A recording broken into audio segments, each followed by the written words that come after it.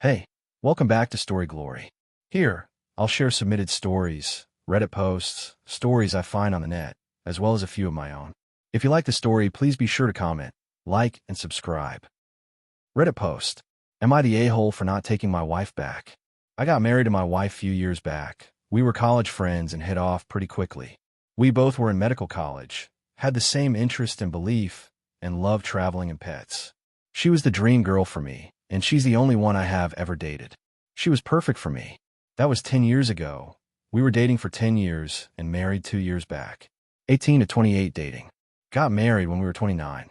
Both of us are very busy people, but we spent rest of the free time together, exploring and traveling. But things went south pretty quickly when work started piling up, and we had to spend more and more time in the hospital. I was not only a surgeon, but also was a professor. I had pretty intense hours, but the pay made me shut up and put in more work because I was hoping to buy a property and gift it to her for our coming anniversary. I spent almost 70 hours average on hospital. If it's not surgery, it was either meeting, emails, or paperwork piling up, or college students. I was the rookie professor there. And for a month or so, I couldn't go home on convenient times. I know how my wife felt about this, so I sacrificed a few hours of my night's sleep to spend more time with her, but didn't give up my job timing. A few months ago, she asked me that she wanted to open up our marriage. I know she felt lonely, but opening our marriage was just a no to me, so I started to sacrifice more and more of my sleep to spend late nights with her, but I was determined to buy our own house by the end of the year. Recently, her best friend texted me with pictures and proof that my wife reconnected with his ex from school, and they've been going behind my back. All I know about her ex was that they had a very rocky relationship, and he sometimes tried to force himself on her.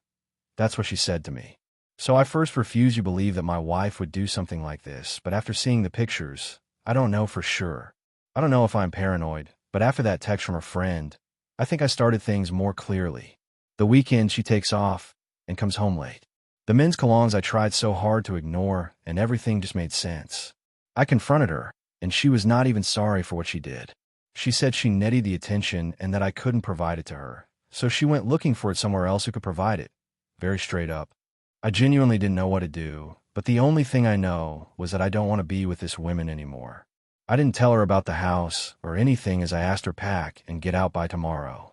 Now, she's panicking that I am kicking her out instead of solving it with her like a real man.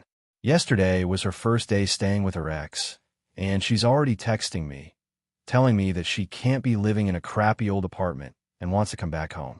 I just blocked her and also cut out some time from work to process almost of this. Why she feels lonely? Because she's a dermatologist and she could adjust to her schedule as she wants.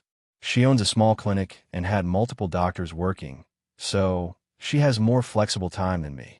Me, on the other hand, was lucky to get neuro department. I also sometimes takes lectures to college students, which has made my schedule very tightly packed. My parents, sister, and her whole family support her. They think my overworking is the reason why she cheated and that I should apologize to her and grow a spine to talk to her instead of blocking her.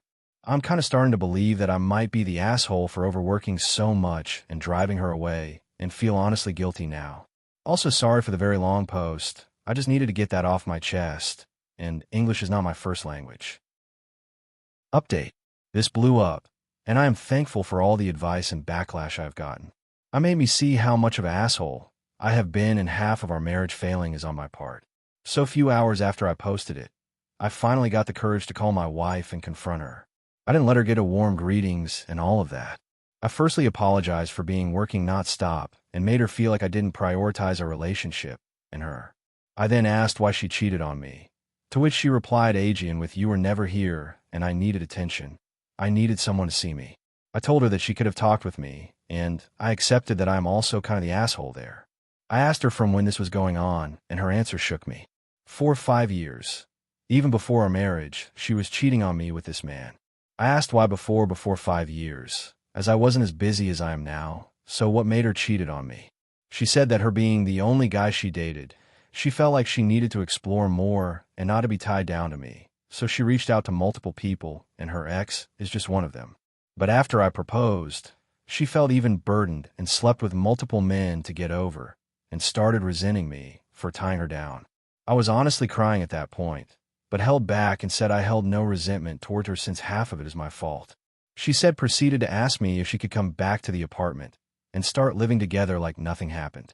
I said no, while I held no resentment for her.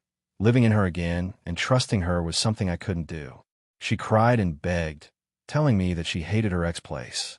I told her to get a new rented apartment from her savings. And then the truth came out. Seems like she's been paying of her bills, her parents' medical bills and her ex-loans, and she had only few $1,000s in her bank.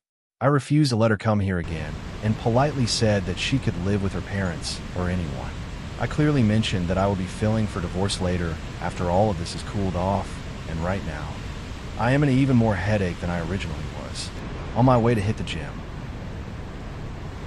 Thanks for tuning in to Story Glory, where every story leaves a mark. If you enjoyed this one, give it a thumbs up and subscribe for more tales that captivate, inspire, or just make you think. Got a story suggestion or something to share? Drop it in the comments. Until next time, keep the stories alive.